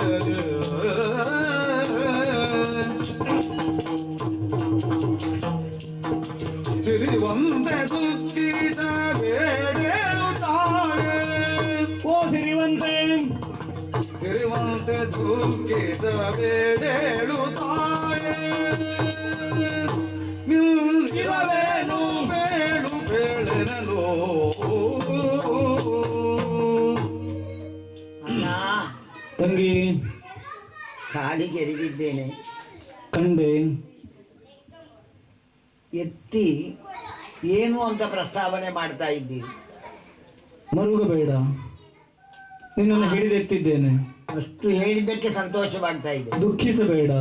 ಬೇಡವಾ? ಸಿರಿವಂತೆಯಾದ ಮನೆಯ ಸಿರಿಯಾದಂತಹ ನೀನು ಹೀಗೆ ದುಃಖಿಸಿದರೆ ಮನೆಗೋ ಸಂಸಾರಕ್ಕೋ ಕುಟುಂಬಕ್ಕೋ ಒಳ್ಳೇದಾಗ್ಲಿಕ್ಕಿಲ್ಲ. ಆದ್ದರಿಂದ ನಿನ್ನನ್ನು ಹಿಡಿದೆತ್ತಿ ಸಂತೈಸಿದ್ದೇನೆ. ಅಣ್ಣ, ಯಾಕೆ ಈ ಕಣ್ಣೀರು ಈ ಸಂದರ್ಭಕ್ಕೆ ಬಂದದ್ದು? ನೀವು ಹೊರಟು ನಿಂತಿದ್ದೀರಲ್ಲ ಹ್ಮ್ ಆ ಕ್ರೂರಾಯನ ಸನ್ನಿಧಿಗೆ, ಹ್ಮ್ ಎಲ್ಲರೂ ನಿಮ್ಮನ್ನು ಪ್ರೋತ್ಸಾಹಿಸಿ ಬೀಳ್ಕೊಡ್ತಾ ಇದ್ದಾರೆ. ಕಾರ್ಯಭಾರವನ್ನು ಹೊತ್ತು ಹೊರಡ್ತಾ ಇದ್ದೇನೆ. ಕಾರ್ಯಭಾರವನ್ನು ಹೊತ್ತು ಹೊರಡುವ ನಿಮ್ಮನ್ನು ನೋಡುವಾಗ ಅಣ್ಣ, ನಾನು ದುಃಖಿಸದೆ ಇನ್ನು ಯಾರ ಹತ್ರ ಹೇಳಿಕೊಳ್ಳಿಲ್ಲ ನನ್ನ ದುಃಖವನ್ನ. ಅಂದ್ರೆ ಯಾಕಂದ್ರೆ ಒಂದು ಹೆಣ್ಣಿಗೆ ಸಂತಾಪವಾದಾಗ ಮನಸ್ಸಿನ ತುಡಿತವನ್ನ ಸ್ಥಿತಿಗೆ ತಂದುಕೊಡ್ಲಿಕ್ಕೆ ಆಗದಿದ್ದಾಗ ತವರು ಮನೆಯ ಹೊರತು ಮತ್ತೆ ಯಾರ ಹತ್ರ ಹೋಗ್ಲಿಕ್ಕೆ ಸಾಧ್ಯ ಉಂಟು? ತುಂಬು ತವರು ಮನೆ ನನ್ನ ಭಾಗ್ಯ. ಆದ್ದರಿಂದ ಅಣ್ಣ, ನೀವು ಆ ಕುರುರಾಯನಲ್ಲಿಗೆ ನಮ್ಮವರೆಲ್ಲ ಹೇಳಿದರೆ ನಮಗ ಬರಬೇಕಾದದ್ದನ್ನ ಪಡ್ಕೊಂಡು ಬರ್ಲಿಕ್ಕೆ ಹೋಗ್ಬೇಕು. ದೇವ ನಮಗೆ ನಮ್ಮ ಪಾಲಿನ ಜೀವನದ ವಸ್ತುವನ್ನ ಪಡೆದುಕೊಂಡು ಬರಬೇಕು ಸಂಧಾನ ಮುಖೇನವಾಗಿ ಅಂತ. ಬದುಕಿಗೆ ಸಂಪತ್ತು ಸಾಕಾದೀತು ಅಣ್ಣ. ಯಾವನ ಬದುಕಿಗೂ ಸಂಪತ್ತು ಸಾಕಾಗ್ಲಿಕ್ಕಿಲ್ಲ. ತೃಪ್ತತೆ ಬೇಕು. ತೃಪ್ತತೆಗೆ ಕಾರಣವಾದದ್ದು ಯಾವುದು? ಮಾನಸಿಕ ನೆಮ್ಮದಿ. ಮಾನಸಿಕ ನೆಮ್ಮದಿ. ಇಂದಿನವರೆಗೆ ತವರು ಮನೆಯನ್ನ ಬಿಟ್ಟು ಹಸ್ತಿನಾವತಿಯ ಪ್ರವೇಶವಾದ ಇಂದಿನವರೆಗೆ ಈ ದ್ರೌಪದಿಯ ಜೀವನದಲ್ಲಿ ತೃಪ್ತತೆಯನ್ನ ಕಂಡದ್ದಿಲ್ಲ ಅಣ್ಣ. ಈ 13 ವರ್ಷಗಳ ಕಾಲ ಆದ್ದರಿಂದ ಬರೀ ಸಂತಾಪವೇ ಆಯ್ತು. ಸಂತಾಪದಲ್ಲಿ ತೊಳಲುತ್ತಿರುವಂತ ನಿನ್ನ ಭಗಿನಿ ಅಣ್ಣ, ಪ್ರಪಂಚಕ್ಕೆಲ್ಲರಿಗೂ ಸಂತೋಷವನ್ನ ಕ್ಷಣ ಕ್ಷಣಕ್ಕೆ ದಯಪಾಲಿಸುವ ಅಣ್ಣ ನನ್ನ ಅಣ್ಣ. ಅಂತ ಸ್ಥಿತಿಯಲ್ಲಿರುವ ಅಣ್ಣನ ತಂಗಿಯಾಗಿ ಜೀವನ ಇಡೀ ದುರಂತ ಜೀವನ. ಆ ದುಃಖವನ್ನು ಒಳಗಿಟ್ಟುಕೊಂಡು ಕಳೆದ ಕಾಲಗಳೆಷ್ಟೋ. ಆದ್ದರಿಂದ ಅಣ್ಣ ಹೊರಟು ನಿಂತಾಗ ಕಾಲಿಗೆರಗುವಾಗ ಕಾಲು ತೊಳೆಯುವಷ್ಟು ಕಣ್ಣೀರು ಬಂದದ್ದು. ಏನಿನ ಭಿನ್ನಪ ಏನೇ? ಚಿತ್ತೈಷಣ ಮನದೊಳಗೆ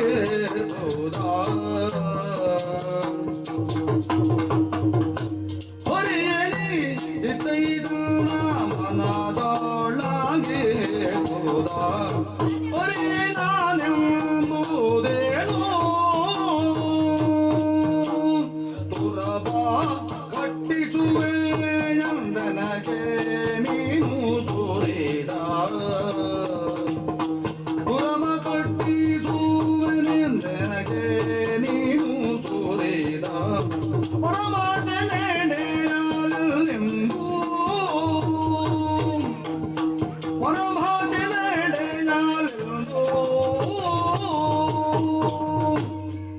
ಅಣ್ಣ, ತಂಗಿ ಒಳಗಿನ ಆಂತರಿಕವಾದ ಬಯಕೆ ಏನು ಎಂಬ ಬೇಗ ಏನು ಎಂಬ ಪ್ರಶ್ನೆಯನ್ನ ಮುಂದಿಟ್ಟಿದೀಯ ಅಣ್ಣ. ಇನ್ನು ನಾನು ಮುಚ್ಚಿಡುವುದಕ್ಕೆ ಅವಕಾಶ ಇಲ್ಲ. ಮುಚ್ಚಿಡಕೂಡದು. ಮುಚ್ಚಿಟ್ಟುವುದು ನನ್ನ ಅಭಿಷ್ಟ ಈರೇರುವುದಕ್ಕೆ ಒಂದು ಸನ್ನಿಗ್ಧ ಸ್ಥಿತಿ ಅಂತ ತಿಳಿದುಕೊಳ್ತೇನೆ ಅಣ್ಣ. ದುಃಖವನ್ನು ಅಸಮಾಧಾನವನ್ನು ನೀ ಮನಸ್ಸಿನೊಳಗೆ ಹುಗಿದಿಟ್ಟುಕೊಂಡಷ್ಟು ಅದು ಬೆಳೀತದೆ, ಅದರ ತೀವ್ರತೆ ಹೆಚ್ಚಾಗುತ್ತದೆ. ಹೌದು. ಅದನ್ನ ಹೊರಗೆ ತೋಡಿಕೊಂಡಾಗಲೇ ಕಳೆಯುವುದು. ಉಪಶಮನಾದೀತು ಒಂದಷ್ಟಾದ್ರು ಅಣ್ಣ. ಜೀವನಕ್ಕೆ ಬಂದವನಿಗೆ ಪ್ರತಿಯೊಬ್ಬ ವ್ಯಕ್ತಿಗೂ ಅವನದ್ದಾದಂತಹ ಅಭಿಮಾನ ರಕ್ಷಣೆ ಪ್ರಾಮುಖ್ಯವಾಗಿರ್ತದೆ. ಸಾಮಾನ್ಯವಾಗಿ ಅದು ಈ ಮನುಕುಲದಲ್ಲಿ ಮಾನಿನಿಯರಿಗೆ ಜಾಸ್ತಿ. ಹ್ಮ್ ಪ್ರಪಂಚ ನಡೆದು ಬಂದದ್ದೇ ಆ ಸ್ಥಿತಿಯಲ್ಲಿ. ಹೌದು. ಮಾನಿನಿ ಅಂದ್ರೆ ಅಳತೆಯಲ್ಲಿ ಬದುಕುವವಳು, ಮಾನಕ್ಕೆ ಪ್ರಾಶಸ್ತ್ಯ ಕೊಡುವವರು, ಮಾನಕ್ಕೆ ಪ್ರಾಶಸ್ತ್ಯ ಕೊಡುವವಳು. ಹ್ಮ್ ಆ ವಂಶ ಅಲ್ಲವೇ ನಮ್ಮದು ಅಣ್ಣ. ಹ್ಮ್ ಆ ಮಾನ ಅಕ್ಕೆ ಚ್ಯುತಿಯಾದಾಗ ಹ್ಮ್ ಅದನ್ನ ನೋವು ಕಳೆದುಕೊಳ್ಳಿಕ್ಕೆ ಆಗುದಿಲ್ಲ, ಸಹಿಸುವುದಕ್ಕಾಗುವುದಿಲ್ಲ. ಆಗುವುದಿಲ್ಲ ಅಂದ್ರೆ ನನ್ನ ಜೀವನದ ಶೈಲಿಯೇ ಸಾಕ್ಷಿಯಾಗಿದೆ ಅಣ್ಣ. ಹ್ಮ್ ನಿಮಗೆ ಕಾಣ್ತದಲ್ಲ, ಹ್ಮ್ ಒಂದು ದಿವಸ ಹ್ಮ್ ನಮ್ಮ ಪತಿದೇವರು ಕಟ್ಟಿಸ್ತೇನೆ ಅಂತ ಹೇಳಿದ್ದು, ಹ್ಮ್ ನೀವು ಕಟ್ಟಿಸಿ ಕೊಡ್ತೇನೆ ಅಂತ ಹೇಳಿದ್ದು. ಹ್ಮ್ ಈ ಬಿಚ್ಚಿದ ಮುಡಿಯನ್ನ ಕಟ್ಟಲಿಲ್ಲ ಅಣ್ಣ. ಹ್ಮ್ ಎಷ್ಟು 13 ವರ್ಷಗಳ ಕಾಲವಾಯಿತು. ಹ್ಮ್ ಒಂದು ಹೆಣ್ಣು ಹ್ಮ್ ದಿನವೂ ಬೈತಲೆಯನ್ನ ಬಾಚಿ ಹೂ ಮುಡಿದು ಪ್ರಪಂಚಕ್ಕೆ ಅವರ ಮಂಗಲವಾದ ಸ್ವರೂಪದ ದರ್ಶನ ಕೊಡಬೇಕಾದಂತಹ ಸ್ಥಿತಿಯಲ್ಲಿರಬೇಕಾದಂತಹ ಮಾನಿನಿಯಾದ ದ್ರೌಪದಿಗೆ ಹ್ಮ್ ಆ ಭಾಗ್ಯವನ್ನ ಕಳೆದುಕೊಂಡ ಕೊರತೆ ಈ ದುಃಖಕ್ಕೆ ಕಾರಣವಾಗಿದೆ ಅಣ್ಣ. ಹ್ಮ್ ಇದನ್ನ ಹಾ ಯಾರ ಹತ್ರ ಹೇಳಿದ್ರೂ ಇದನ್ನು ಪೂರ್ತಿ ಮಾಡಿಕೊಳ್ಳಿಕ್ಕೆ ಸಾಧ್ಯ ಇಲ್ಲ ಎಂಬ ಆ ಕಾಲ ಬರಬೇಕಲ್ಲ. ನೀವು ಕಾಲ ಅಂತ ಹೇಳ್ತೀರಿ, ಹ್ಮ್ ಕಾಲಕ್ಕೆ ಕಾಲಾತೀತನಾದಂತಹ ಮಹಾತ್ಮ ಪುರುಷನಾದಂತಹ ಅಣ್ಣ ಹ್ಮ್ ಹೊರಟು ನಿಂತಾಗ ಹ್ಮ್ ಅದನ್ನ ಹೇಳಿದ್ರೆ ಕಾಲ ಹತ್ತಿರ ಬಂದೀತು ಅಂತ ಧೈರ್ಯದಿಂದ ಬಂದಿದ್ದೇನಣ್ಣ, ಹ್ಮ್ ನೆನಪು ಮಾಡುವುದಕ್ಕೆ. ಹಾ ಹಾ ನೀನು ಮುರುಗ್ತಾ ಇರುವುದು ಯಾಕೆ ಅಂತ ನನಗೆ ಅರ್ಥ ಆಯ್ತೆ. ಆಯ್ತಲ್ಲ ತಂಗಿ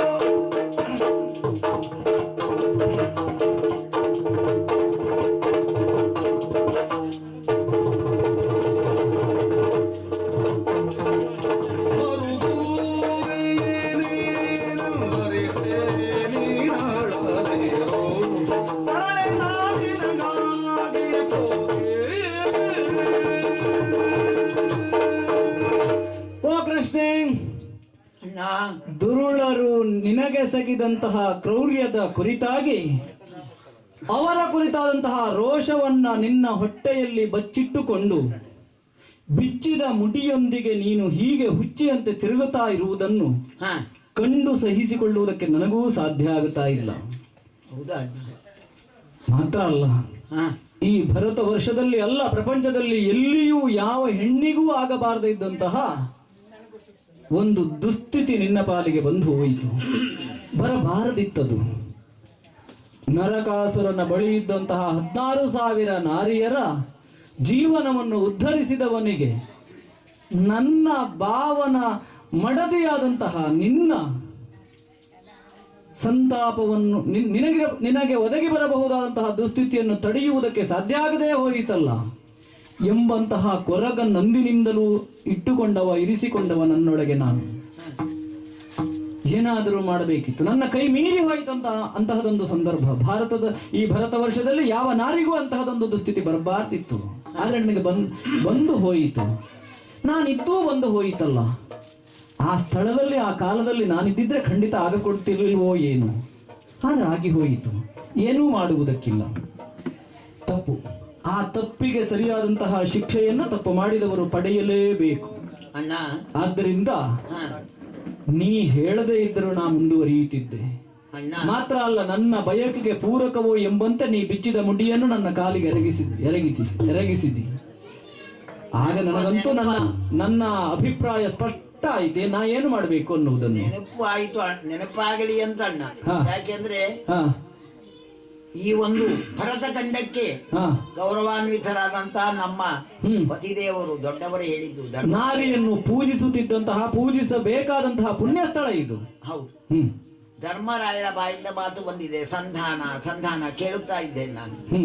ಎಲ್ಲಾದ್ರೂ ಅಣ್ಣನಿಗೂ ಮರೆತು ಹೋದ್ರೆ ನಮಗೆ ಇನ್ನು ಇಂತಹ ಸನ್ನಿವೇಶಗಳು ಸಿಗ್ಲಿಕ್ಕಿಲ್ಲ. ಹೊರಟು ನಿಂತ ಕ್ಷೇತ್ರ ಈಗ ಹೋಗಿ ಬರುವಾಗ ನಿರ್ಣಯ ಆಗಬೇಕದು. ಸಂಧಿಯನ್ನು ನಾ ಮಾಡಿಕೊಂಡು ಬಂದೆ ಅಂತ ಆದ್ರೆ, ಸಂಧಿಯನ್ನು ಮಾಡಿಕೊಂಡು ಬಂದ್ರೆ ಈ ಮುಡಿ ಕಟ್ಟುವುದಕ್ಕೆ ಅವಕಾಶ ಇಲ್ಲ ಅಂತ ನೀವು ತಿಳಿಯಿತಿ. ಪತಿವ್ರತೆಯಿಂದ ಪ್ರಭಾವಿತಳಾದಂತ ದ್ರೌಪದಿಗೆ ಜೀವನೇಡಿ ಕೇಶವನ್ನ ಬಿಟ್ಟುಕೊಂಡೇ ಇರಬೇಕಾಗ್ತದ ಅಂತ ಎಂಬಂತಹ ಭಯ ಇಲ್ಲ. ಮಾತ್ರ ಕೇಶಾಲಂಕಾರದ ಭಾಗ್ಯವನ್ನು ನಿನಗೆ ಖಂಡಿತವಾಗಿ ಒದಗಿಸ್ತೇನೆ. ಓಹೋ, ಅದರ ಬಗ್ಗೆ ಸಂಶಯವೇ ಬೇಡ. ಕಾಲಿಗೆ ಅರಿಗಿದ್ದೆ, ಅವರಿವರ ಮಾತು ಬಿಡು. ನಿನಗಾಗಿ ನಾ ಹೋಗುತ್ತೇನೆ, ಧುರವನ್ನೇ ಗಂಟಿಕ್ಕುತ್ತೇನೆ. ಭರವಸೆ ಪಡಬಹುದಾ? ಓಹೋ, ಕೇಶಾಲಂಕಾರ ಮಾಡಿಕೊಂಡು ಮಲ್ಲಿಗೆಯನ್ನು ಮುಡಿಗೆ ಮುಡಿದು ನೀ ಸಂಭ್ರಮಿಸುವಂತಹ ಕಾಲವನ್ನು ನಿರೀಕ್ಷಿಸ್ತಾ ಇರಬಹುದು. ನೀನು ಈ ಬಗ್ಗೆ ಧೈರ್ಯ ತಳೆಯಬಹುದು. ಅಲ್ಲಿ ಹೋಗುವಾಗ ಎಲ್ಲಾದ್ರೂ ನಮ್ಮವರು ಹೇಳಿದ ಮಾತು, ನಮ್ಮ ಮನೆಯ ಯಾವ ಪತಿದೇವರು ಹೇಳಿದ ಮಾತು ನೆನಪಿಗೆ ಬಂದು ಸಂಧಿ ಅಂತ ಆಗ ಹೋದ್ರೆ ಖಂಡಿತ ಅಂತ ಹೇಳೋದಕ್ಕೊಂದು ಭರವಸೆ ಬೇಕಲ್ಲ ಅಣ್ಣ. ನಾನು ಆಡಿದಂತಹ ಮಾತು ಪುಸಿ ಅಂತ ನೀ ಪುಸಿ ಅಂತ ನೀ ಎಲ್ಲ ದಿಟಬೇದೋ ನಂಬಿಕೋ ಮುಡಿಯ ಓ ದ್ರೌಪದಿ, ಪುಸಿಯಲ್ಲ ದಿಟಬೇದೋ ನಂಬಿಕೋ ಮುಡಿಯ ಭಾಷೆ ತೀಸುವೆನೋ ವಸುದೇವನಾಣೆ ದೇವಕಿಯಾಣೆ ತನಗಿರುವುದು,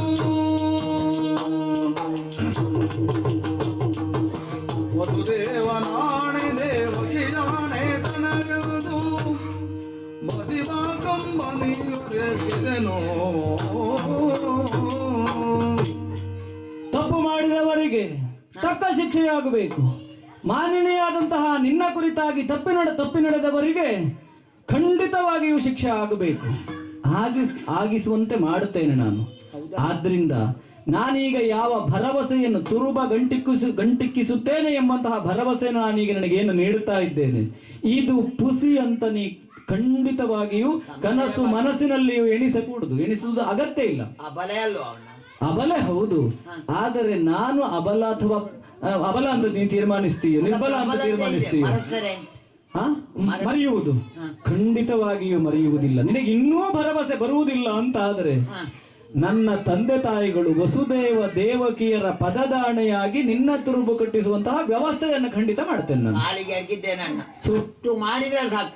ಶುಭ ವಾರ್ತೆಯನ್ನು ತರುತ್ತೇನೆ, ನಿರೀಕ್ಷೆಯಲ್ಲಿರು. ಕೈಯಲ್ಲಿ ಇದ್ದ ಒಂದು ಹರಿಬಾಣದಿಂದ ಆರತಿಯನ್ನು ಬೆಳಗ್ಗೆ ಶುಭವಾಗಲಿ ಅಂತ ನಿಮ್ಮನ್ನ ಕಳಿಸ್ತಾ ಇದ್ದೇನೆ. ಸಂತೋಷವಾಯಿತು. ಸಂತೋಷವಾಗಿರ್ಬೋದಲ್ಲ? ಖಂಡಿತ ಹೊರಡುತ್ತೇನೆ ತಕ್ಷಣಕ್ಕೆ. ಅಂತೂ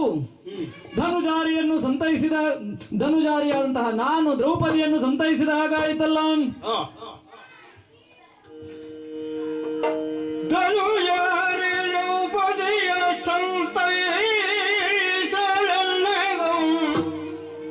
ಮಣಿಮಯ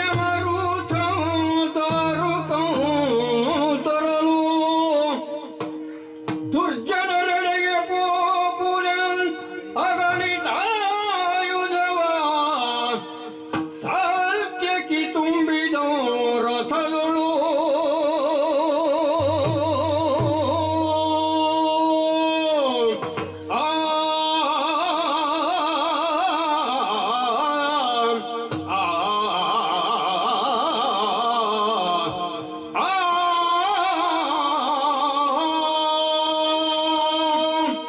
ದ್ರೌಪದಿಯನ್ನು ಪರಿಪರಿಯಾಗಿ ಸಂತೈಸಿದೆ. ಅವಳ ನೊಂದ ಮನಕ್ಕೆ ತುಸು ಸಮಾಧಾನವಾಗುವ ಹಾಗೆ ಮಾತುಗಳನ್ನಾಡಿದೆ, ಭರವಸೆಯನ್ನ ಇತ್ತೆ. ದುರವಗಂಟಿಕ್ಕುತ್ತೇನೆ ಅಂತ ಅವಳಿಗಾಡಿದ್ದು ಹೌದು, ಆದರೆ ಅದೇ ಉದ್ದೇಶದಿಂದಲೇ ನಾ ಹೊರಟು ನಿಲ್ಲುವುದು ಖಂಡಿತವಾಗಿಯೂ ಅಲ್ಲ. ಅದೇ ಹೌದು ಅಂತ ಆದರೆ ಈ ಮೊದಲು ಧರ್ಮಜನಿಗಾಡಿದಂತಹ ಮಾತಿಗೆ ಬೆಲೆಯೇ ಇಲ್ಲ ಅಂತ ಆಗುತ್ತದೆ. ಅದಲ್ಲ, ನನ್ನ ಪ್ರಯತ್ನ ಸರ್ವ ರೀತಿಯಲ್ಲಿಯೂ ಕೂಡ ಸಂಧಿಯನ್ನ ಸಂಘಟಿಸುವುದಕ್ಕೆ ಹೊರತು ಧುರ ಏನಿದ್ದರೂ ನಂತರದ ಆಯ್ಕೆಯ ಹೊರತು ಪ್ರಥಮ ಆದ್ಯತೆ ಅದಕ್ಕಲ್ಲವೇ ಅಲ್ಲ. ಪ್ರಯತ್ನ ಮಾಡುತ್ತೇನೆ. ಹಾಗಾದ್ರೆ ಒಂದು ವೇಳೆ ಸಂಧಿಯೇ ಸಂಭವಿಸಿತು ಅಂತಾದರೆ ಈ ಧುರವನ್ನು ಗಂಟಿಕ್ಕುವ ಪರಿ ಹೇಗೆ? ಆಗುತ್ತದೆ. ಅವಳ ಗಂಡಂದಿರಿದ್ದಾರೆ, ಅವರೆಲ್ಲರ ಪ್ರತಿಜ್ಞೆ ಇದ್ದದ್ದೇ ಒಂದು ವಾಕ್ಯದ ಆಧಾರದ ಮೇಲೆ. ಒಂದು ವೇಳೆ ಯುದ್ಧ ಸಂಭವಿಸಿತು ಅಂತಾದ್ರೆ ಹಾಗೆ ಮಾಡುತ್ತೇವೆ, ಹೀಗೆ ಮಾಡುತ್ತೇವೆ ಅಂತ. ಸೌಹಾರ್ದದಿಂದಲೇ ಪ್ರಕರಣ ಮುಗಿಯುತ್ತದೆ ಅಂತಾದ್ರೆ ತುರುಬನ್ನು ಗಂಟಿಸುವುದಕ್ಕೆ ಯುದ್ಧ ಆಗದೆಯೂ ಕೂಡ ಆಸ್ಪದ ಉಂಟಲ್ಲ. ಹಾಗಾಗಿ ಆ ಆಯ್ಕೆಯನ್ನು ನಾನು ಇರಿಸಿಕೊಂಡೇ ಅವಳಿಗೆ ತುರುಬನ್ನು ಗಂಟಿಕ್ಕಿಸ್ತೇನೆ ಅಂತ ಭರವಸೆ ನಿಂತಿದ್ದೇನೆ. ಆ ನೆಲೆಯಲ್ಲಿ ದ್ರೌಪದಿಯನ್ನು ಸಂತೈಸಿದ ಹಾಗಾಯಿತು. ಮುಂದೇನಾಗುತ್ತದೆ ಹೋಗುತ್ತದೆ ಎನ್ನುವುದು ನಂತರದ ವಿಚಾರ. ಆದ್ರೆ ಅವಳ ಮನಸ್ಸಿಗೆ ಒಂದಷ್ಟು ಸಮಾಧಾನ ಆಗುವ ಹಾಗೆ ನನ್ನ ಮಾತುಗಳು ಪರಿಣಾಮಕಾರಿ ಆದುವಲ್ಲ. ಈ ಸಮಾಧಾನದೊಂದಿಗೆ ನಾ ಹೊರಟದ್ದಾಯಿತು. ಹೊರಟು ನಿಂತಹ ಕ್ಷಣಕ್ಕೆ ಅದು ಸಾತ್ಯಕಿ ಧಾರುಕ ರಥವನ್ನು ತಂದಿರಿಸಿದ್ದಾನೆ. ಸಾತ್ಯಕಿ ಅದರಲ್ಲಿ ಒಂದಷ್ಟು ಆಯುಧಗಳನ್ನು ತುಂಬಿಸಿದ್ದಾನೆ. ಅವ ತುಂಬಿಸಿದ ಆಯುಧಗಳಿಗೆ ಕೆಲಸ ಏನು, ಕಾರ್ಯ ಏನು ಅಂತ ನಾ ಯೋಚಿಸಿದರೆ ತರ್ಕಿಸಬಲ್ಲೆ. ಕ್ಷತ್ರಿಯರಾದವರಿಗೆ ಆಯುಧ ಸರ್ವದಾ ಸಿದ್ಧ ಸ್ಥಿತಿಯಲ್ಲಿಯೇ ಇರಬೇಕು. ಒಂದು ಕಾಲದಲ್ಲಿ ಪಾರ್ಥ ಇಂದ್ರಕೀಲಕದಲ್ಲಿ ತಪಸ್ಸನ್ನಾಚರಿಸುವಂತಹ ಕಾಲಕ್ಕೂ ಕೂಡ ತನ್ನ ಒರೆಯಲ್ಲಿ ಕತ್ತಿಯನ್ನೂ ಇರಿಸಿಕೊಂಡಿದ್ದ, ಬಗುಲಲ್ಲಿ ಬತ್ತಳಿಕೆಯೂ ಇತ್ತು, ಹೆಗಲಲ್ಲಿ ಧನುಷರಗಳೂ ಇದ್ದವು. ಆಚರಿಸುವವನಿಗೆ ಇದೆಲ್ಲ ಯಾಕೆ ಸಾಯಕಗಳು ಅಂತ ಕೇಳಿದರೆ ಅವ ಕ್ಷತ್ರಿಯ ಅಲ್ಲ, ತಪಸ್ಸಿಗೆ ಕೂತಕೊಳ್ಳ ಕ್ಷತ್ರಿಯ ಅಲ್ಲ ಅಂತ ಆಗುವುದಿಲ್ವಲ್ಲ. ಕ್ಷತ್ರಿಯರಿಗೆ ಯಾವಾಗಲೂ ಆಯುಧಗಳು ಭೂಷಣವೇ, ಅದು ಅವರಿರುವಲ್ಲಿ ಇರಲೇಬೇಕು. ನಾನು ಹೀಗೆ ತರ್ಕಿಸಿದ್ದು ಬಹುಶಃ ನಾವು ಕ್ಷತ್ರಿಯರಾದ್ದರಿಂದ ಹಸ್ತಿನೆಗೆ ಹೋಗುವ ಕಾಲಕ್ಕೆ ರಥದಲ್ಲಿ ಇರಲಿ ಅಂತ ಒಂದಷ್ಟು ತುಂಬಿದ್ದಾನೆ ಅಂತ. ಆದ್ರೆ ಅವ ಸ್ಪಷ್ಟವಾಗಿ ಹೇಳ್ತಾನೆ, ಹೋಗ್ತಾ ಇರುವುದು ದುರ್ಜನರೆಡೆಗೆ ಅಂತ. ವಿಷಯ ನೋಡಿ ದುರ್ಜನನೆಡೆಗೆ ಅಂತಲೂ ಹೇಳುವುದಿಲ್ಲ. ಅಂದರೆ ಅಲ್ಲಿ ದುರ್ಯೋಧನನೋ ಸುಯೋಧನೋ ಓರ್ವ ಮಾತ್ರ ದುರ್ಜನ ಅಂತಲ್ಲ, ದುರ್ಜನರದ್ದೇ ಸಾಕಷ್ಟು ಸಂಗ್ರಹ ಉಂಟು ಅಲ್ಲಿ ಎಂಬ ಅರ್ಥ. ದುರ್ಜನರೆಡೆಗೆ ಹೋಗುವುದು. ಆದ್ರಿಂದ ಯಾವ ಕಾಲಕ್ಕೆ ಏನಾದೀತು ಹೋದೀತು ಅಂತ ನಿರೀಕ್ಷೆ ಮಾಡಲಿಕ್ಕೆ ಸಾಧ್ಯ ಆಗುವುದಿಲ್ಲ. ನಮ್ಮ ಜಾಗ್ರತೆಯಲ್ಲಿ ನಾವು ಹಿಂದೆ ಬಿದ್ದಿದ್ದೇವೆ ಅಂತ ಆಗಬಾರದಲ್ಲ ಎಂಬ ಕಾರಣಕ್ಕೆ ಸಕಲ ಸನ್ನದ್ಧತೆಯೊಂದಿಗೆ ತೆರಳಬೇಕು ಎಂಬಿ ಬಯಕೆಯೊಂದಿಗೆ ಆತ ಅಗಣಿತ ಆಯುಧಗಳನ್ನ ಇರಿಸಿದ್ದಾನೆ. ಜೊತೆಯಲ್ಲಿ ನಮ್ಮ ಆಹಾರಕ್ಕೆ ಹೊತ್ತಿನ ತುತ್ತುಗೂಳಿಗೆ ಮತ್ಯಾರ ಹತ್ತಿರವೂ ಕೈ ಚಾಚುವುದಕ್ಕಿಲ್ವಲ್ಲ. ಹಾಗಾಗಿ ಅದಕ್ಕೆ ಬೇಕಾದಂತಹ ವ್ಯವಸ್ಥೆಯನ್ನು, ಆಹಾರ ಸಾಮಗ್ರಿಗಳನ್ನು ಒಂದಷ್ಟನ್ನು ಸಂಗ್ರಹಿಸಿದ್ದಾನೆ. ಹಾಗಾದ್ರೆ ಮತ್ತೀಗ ಏನು ತಡವ್ಯಾಕೆ? ಇದೇ ಹೊತ್ತಿಗೆ ಸುಮವಷ್ಟಿಯೂ ಕೂಡ ಆಯಿತು ನೋಡಿ. ಅಂಬರದಿಂದ ದೇವತೆಗಳು ಸುಮವಷ್ಟಿಯನ್ನು ಸುರಿಸ್ತಾ ಇದ್ದಾರೆ ಅಂತಂದ್ರೆ ಲೋಕ ಕಲ್ಯಾಣಾರ್ಥವಾದಂತಹ ಯಾವುದೋ ಒಂದು ಕಾರ್ಯ ಇದರಿಂದ ಆಗುವುದಕ್ಕೆ ಆಗ್ತಾ ಉಂಟು. ಅದಕ್ಕೆ ಮುನ್ನುಡಿಯಾಗಿ ಈ ಕೃಷ್ಣ ಹೊರಟಿದ್ದಾನೆ ಎನ್ನುವುದನ್ನು ಸುಮನಸರು ತೀರ್ಮಾನಿಸಿದ್ದಾರೆ ಅಂತ ಆಯ್ತಲ್ಲ. ಹಾಗಾಗಿ ಇದೆಲ್ಲ ಶುಭ ಸೂಚನೆಗಳೆಂದೆರಿತಂತಹ ನಾನು ಧಾರುಕನಲ್ಲಿ ರಥವನ್ನ ಮುನ್ನಡೆಸುವುದಕ್ಕೆ ಹೇಳಿದ್ದೇನೆ. ಹೋಗೋಣವಂತೆ ಹಸ್ತಿನಾವತಿಯ ಕಡೆಗೆ.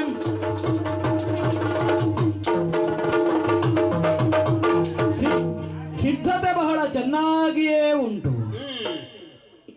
ಧರ್ಮರಾಜ ಹೇಳಿ ಕಳುಹಿದ್ದು ಖಡುಗವಾಗಲಿ ನೀತಿಯಾಗಲಿ ಒಡೆಯಲಕ್ಷ್ಮೀರ ಮಣನೈತಃ ಮಾತುಕತೆಗೆ ಬರ್ತಾನೆ ಅಂತ ಹೇಳಿದ್ದು. ಆದ್ರೆ ಇಲ್ಲಾದಂತಹ ಸಿದ್ಧತೆ ಕಂಡ್ರೆ ಕೇವಲ ಮಾತುಕತೆಗಲ್ಲ, ಆರೋಗಣೆಗೆ ಬರ್ತಾ ಇದ್ದಾನ ಅಂತ ಸಿದ್ಧತೆ ಮಾಡಿದ್ದಾರ ಅಂತ ಕಾಣುತ್ತದೆ ಇವರು.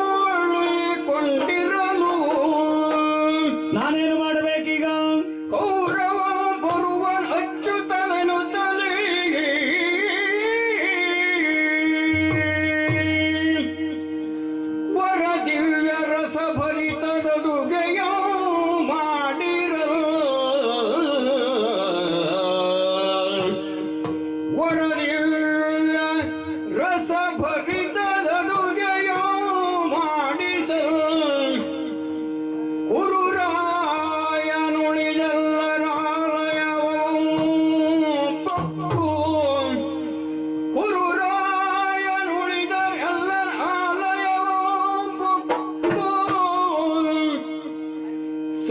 ಕರುಣದಿ ಕುಶಲವೂ ಬೆಸಗೊಳ್ಳುತ್ತ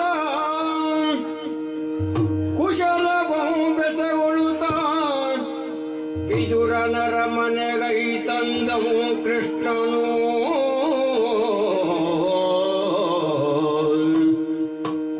ವಿದುರನರ ಮನೆಗೈ ತಂದವು ಕೃಷ್ಣನು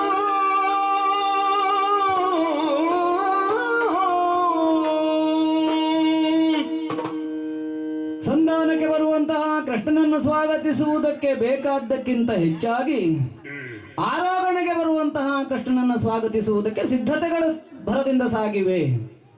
ಹಾಗಂತ ಸ್ವಾಗತಕ್ಕೆ ಸಿದ್ಧತೆ ಇಲ್ಲ ಅಂತ ಅಲ್ಲ. ಹಸಿರು ತಳಿರು ತೋರಣಗಳು, ಮನೆ ಎದುರಲ್ಲಿ ರಂಗವಲ್ಲಿಯೇ ಮುಂತಾದಂತಹ ಸಿದ್ಧತೆಗಳು ಸಾಕಷ್ಟಿದೆ. ಪ್ರತಿ ಮನೆಯಲ್ಲಿಯೂ ಕೂಡ ಉಂಟು. ನಾನು ಭಾವಿಸುವುದು, ನಾನು ಹೋಗುವುದಿದ್ರೆ ಮಾತನಾಡುವುದಿದ್ರೆ ಕೌರವನಾಲಯದಲ್ಲಿ. ಈ ಹಸ್ತಿನಾವತಿಯ ಪ್ರತಿ ಮನೆಯಲ್ಲಿಯೂ ಈ ರೀತಿಯ ಸಂಭ್ರಮ ಯಾಕೆ, ಈ ರೀತಿಯ ಸಡಗರ ಯಾಕೆ ಅಂತ ನಾ ಯೋಚಿಸುವುದು. ಅಲ್ಲೆಲ್ಲ ನನಗೇನು ಕೆಲಸ ಇರುತ್ತದೆ. ಆದ್ರೆ ಅವರ ನಿರೀಕ್ಷೆ ಏನು ಎನ್ನುವುದನ್ನು ನಾನು ಅರ್ಥೈಸಿಕೊಳ್ಳಬಲ್ಲೆ. ಮನೆಯ ಅಣ್ಣ ತಮ್ಮಂದಿರ ನಡುವೆ ವಾದ ವಿವಾದಗಳು ಏರ್ಪಟ್ಟು